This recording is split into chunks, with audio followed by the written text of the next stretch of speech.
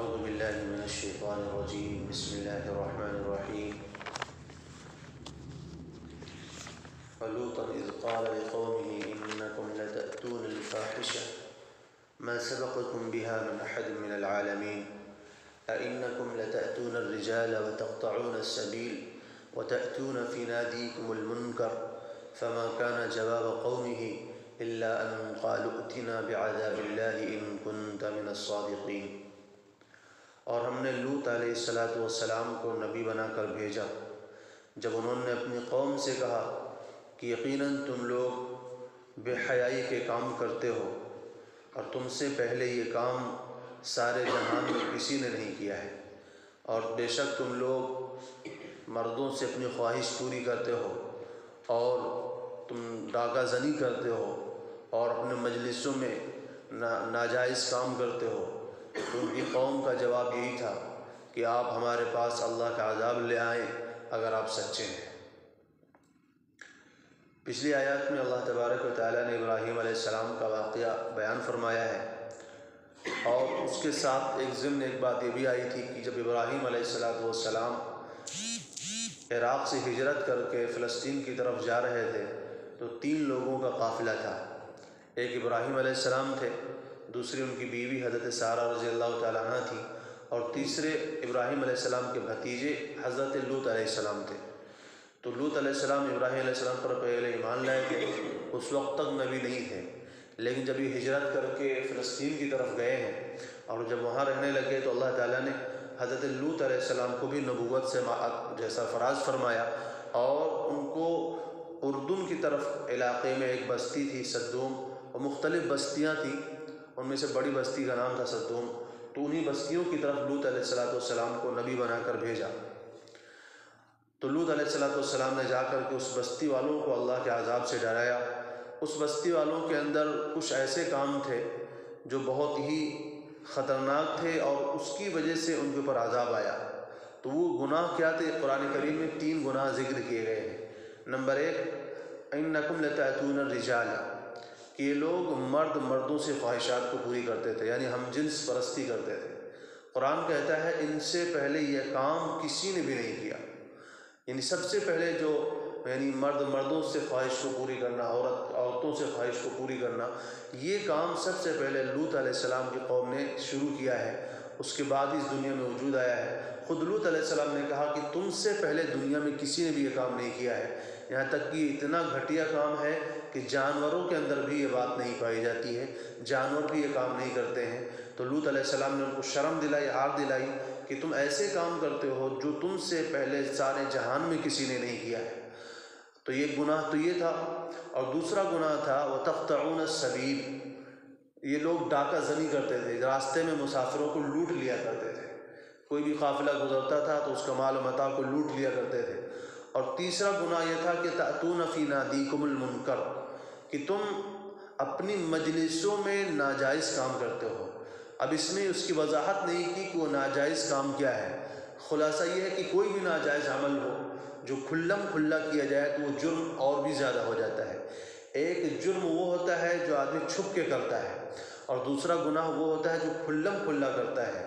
جو آدمی گناہ کھلم کھلا کرتا ہے اس کی سزا اور اس کی پکڑ بڑھ جایا کرتی ہے. ایک تو گناہ کرنے کی اس کی سزا ہوتی ہے، اور دوسری سزا ہوتی ہے جو کھلم کھلا کرنے کی. اسی لیے رسول اللہ صلی اللہ علیہ وسلم نے فرمایا ہے کہ میرے تمام امتی معاف ہو جائیں گے الا المجاہرون، سوائے ان لوگوں کے جو کھلم کھلا کرتے ہیں. یعنی ایک تو یہ کہ آدمی نے تنہائی میں گناہ کر لیا، اور یہ کہ علی الاعلان روڈوں پہ بیٹھ کے، چوراہوں پہ بیٹھ کے، مجلسوں میں بیٹھ کر کے گناہ کر رہا ہے، تو اس گناہ کی سزا اور بھی زیادہ بڑھ جایا کرتی ہے. کیونکہ رسول اللہ صلی اللہ علیہ وسلم بھی فرماتے ہیں کہ میرے تمام امتی معاف کیے جا سکتے ہیں، لیکن جو کھلم کھلا کرنے والے ہیں ان کے اوپر معافی نہیں ہوتی. اور کھلم کھلا کرنے کا مطلب کیا ہے کہ رسول اللہ صلی اللہ علیہ وسلم نے یہ بھی فرمایا کہ اگر انسان نے تنہائی میں کوئی گناہ کیا تھا لیکن آ کر کے اس کو لوگوں سے بتا دیا کہ میں آج فلاں کام کر کے آیا ہوں، آج میں یہ کام کر کے آیا ہوں، وہ کر کے آیا ہوں، تو اب جو اس نے اکیلے میں کیا تھا، اس کے اور اس کے رب کے درمیان کا معاملہ تھا، اس کو اس نے جو ہے لوگوں کے سامنے عام کر دیا، اس میں بھی اس وہی پکڑ آتی ہے. تو فرمایا ان لوگوں کی معافی اللہ تعالیٰ جلدی نہیں فرماتے ہیں. تو بہرحال اب ان کی مجلسوں میں بہت سارے گناہ ہوا کرتے تھے. ان میں سے گناہ کی تفاصیل جو ہے مفسرین نے ذکر فرمائی ہیں کہ جیسے مینڈھوں کا آپس میں لڑانا، بکروں سے کشتی کروانا، ایسے مرغوں کا لڑانا، پرندوں کا لڑانا، اور راستے میں بیٹھ کر کے آنے جانے والوں کے اوپر پتھر پھینکنا، ان کے کپڑے کھینچنا، ان کے گریبان کھول دینا، اور جو ہے ان کا مذاق اور ہنسی اڑانا۔ اب بیٹھ کے مجلسوں میں بیٹھے ہوتے تھے، کوئی بھی آمنے سامنے سے گزرتا تھا تو اس کا ہنسی اور مذاق اڑایا کرتے تھے۔ تو یہ ساری تفاصیل مفسرین نے بتائی ہیں کہ یہ سارے گناہ کیا کرتے تھے۔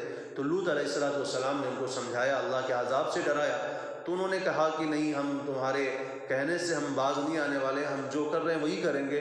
اگر تمہیں بہت زیادہ اپنے دعوے میں سچائی ہے اور جس عذاب کی دھمکی ہمیں دے رہے وہ عذاب لے آؤ۔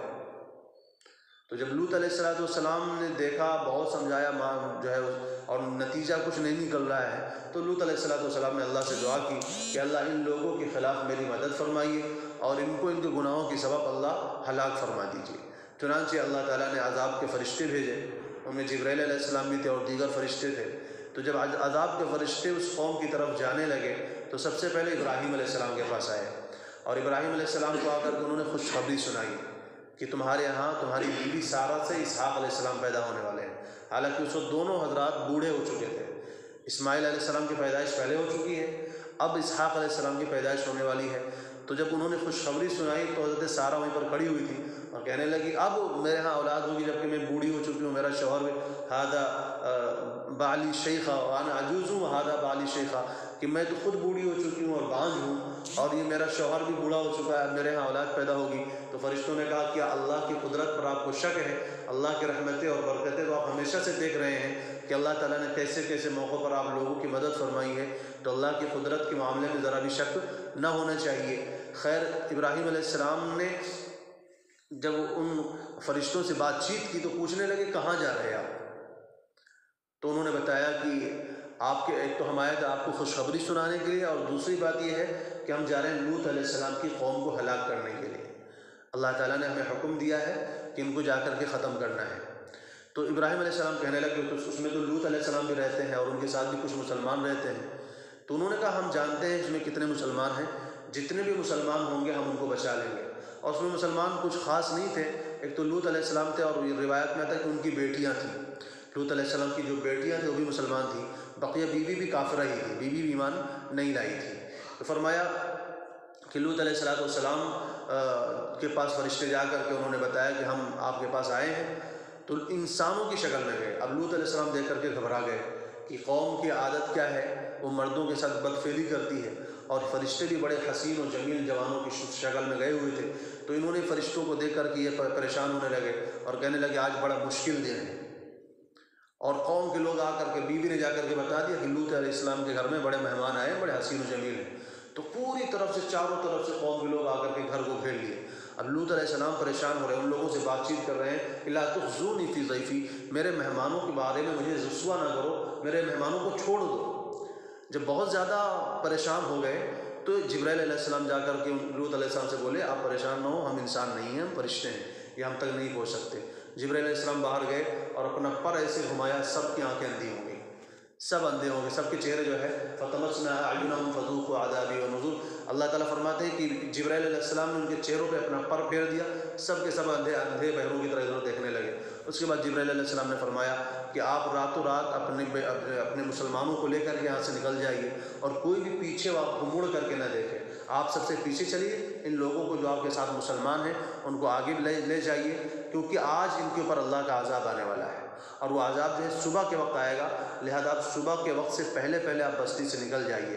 چنانچہ لوط علیہ السلام مسلمانوں کو لے کر کے نکل گئے، اور صبح کے وقت میں ان کے اوپر عذاب آیا۔ عذاب کیا آیا کہ رسول اللہ صلی اللہ علیہ وسلم فرماتے ہیں کہ جبرائیل علیہ السلام نے اپنے پروں سے زمین کو نیچے کھودا ہے، زمین کو اٹھایا ہے، اور پوری تہہ سے زمین کو اٹھا کر آسمان کے اوپر لے کے گئے ہیں۔ جہاں پر جتنے علاقے میں وہ بستی رہا کرتی تھی، بستی تھی، پوری بستی کو اٹھا کر کے آسمان کی طرف لے کر گئے ہیں، اور وہاں سے جا کر کے پلٹ دیا ہے۔ فرمایا اتنا اوپر لے کے گئے ہیں کہ وہاں کے فرشتوں کو اس بستی کے کتوں کے بھونکنے کی آواز سنائی پڑ رہی تھی، اتنی اونچائی تک اس بستی کو اٹھا کر لے کر گئے، اور وہاں سے جا کر کے پلٹ دیا، پھر اوپر سے پتھروں کی بارش کر دی، پوری قوم کو جو ہے تباہ برباد کر دیا گیا، پوری قوم جو ہے اسی وقت جو ہے ہلاک و برباد ہو گئی۔ اور اللہ تعالیٰ نے دکھایا کہ جو بے حیائی کے کام کرتے ہیں اللہ تعالیٰ ان کے لیے کیسی سزا دیتا ہے۔ تو یہ اللہ تعالیٰ نے ان کے ساتھ معاملہ کیا۔ قرآن کریم میں اللہ تعالیٰ نے کئی جگہ پر ان کا جو ہے ذکر فرمایا ہے، چنانچہ فرماتے ہیں وَلُوطًا إِذْ قَالَ لِقَوْمِهِ، اور لوط علیہ السلام کو ہم نے نبی بنا کر کے بھیجا کہ جب انہوں نے اپنی قوم سے کہا کہ تم لوگ بے حیائی کے کام کرتے ہو اور یہ ایسا کام کرتے ہو جو تم سے پہلے کسی نے بھی جہان میں نہیں کیا ہے، کیا تم لوگ مردوں کے پاس جاتے ہو اور تم راستے میں لوٹ لیا کرتے ہو اور اپنی مجلسوں میں بے حیائی کے کام کرتے ہو؟ تو ان کی قوم کا یہی جواب تھا کہ آپ ہمارے اوپر اللہ کا عذاب لے آئیں اگر آپ سچے ہیں۔ تو قال رب انصرنی، تو لوط علیہ السلام نے فرمایا اے میرے رب آپ میری مدد فرمائیے اس ظالم قوم کے اوپر، اس خراب، مفسد کہتے ہیں برباد اور خراب یا فساد پھیلانے والے قوم کے اوپر۔ ولما جاءت رسلنا ابراہیم بالبشرا، چنانچہ جب ہمارے فرشتے ابراہیم علیہ السلام کے پاس خوشخبری لے کر کے آئے تو قالوا انا مهلكو اهل هذه القرية، خوشخبری سنانے کے بعد کہنے لگے کہ ہم اس بستی والوں کو ہلاک کرنے کے لیے جا رہے ہیں، یعنی لوط علیہ السلام کی بستی کو۔ ان اهلها كانوا ظالمین، بے شک یہ بستی بڑے بڑے ظالم ہیں۔ قال ان فيها لوطا، تو ابراہیم علیہ السلام نے کہا اس میں تو لوط بھی رہتے ہیں، تو کیا لوط کو بھی ہلاک کر دیں گے؟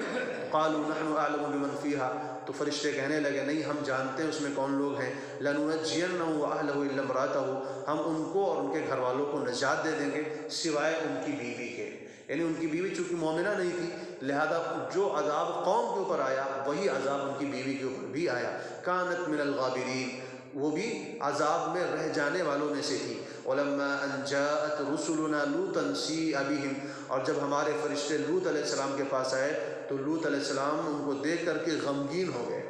غمگین کیوں ہو گئے؟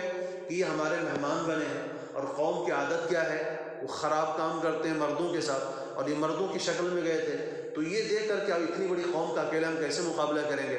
لوط علیہ السلام نے کہا بھی او آوی الی رکن شدید الیس منکم رجل رشید، کہ تم میں سے کوئی اچھا آدمی نہیں ہے، کوئی سمجھدار آدمی نہیں ہے کہ مہمانوں کے ساتھ تم ایسا کرنا چاہتے ہو؟ کاش کہ میرا کوئی خاندان مضبوط ہوتا، میرا کوئی مضبوط سہارا ہوتا تو میں تمہارا مقابلہ کر سکتا۔ تو فرشتوں نے کہا آپ پریشان نہ ہو، ہم ان رسول ربی کا، ہم فرشتے ہیں، ہم انسان نہیں ہیں، ہم انسانوں کی شکل میں آئے ضرور ہیں لیکن ہم انسان نہیں ہیں، یہ ہم تک نہیں پہنچ سکتے۔ وضاق بهم ذرعا، اور لوط علیہ السلام کا سینہ تنگ ہو گیا۔ وقالوا لا تخف ولا تحزن، تو فرشتوں نے کہا آپ نہ خوف کریں نہ غم کریں، انا منجوک واہلک، ہم آپ کو اور آپ کے گھر والوں کو نجات دینے کے لیے آئے ہیں۔ الا امرأتک کانت من الغابرین، سوائے آپ کی بیوی کے وہ عذاب میں رہ جانے والوں میں سے ہے۔ انا منزلون علی هذه القرية رجزا من السماء، بے شک ہم اس بستی والوں کے اوپر آسمان سے عذاب اتارنے کے لیے آئے ہیں۔ بما كانوا يفسقون، اس گناہ کی وجہ سے جو یہ کیا کرتے تھے۔ وَلَقَدْ تَرَكْنَا مِنْهَا، اور یقیناً ہم نے اس بستی میں سے کچھ نشانات چھوڑے جو واضح نشانات ہیں ایسی قوم کے لیے جو عقل رکھتی ہے۔ اللہ تعالیٰ نے اس بستی کے جگہ ہی کو اللہ نے عبرت بنا دیا ہے۔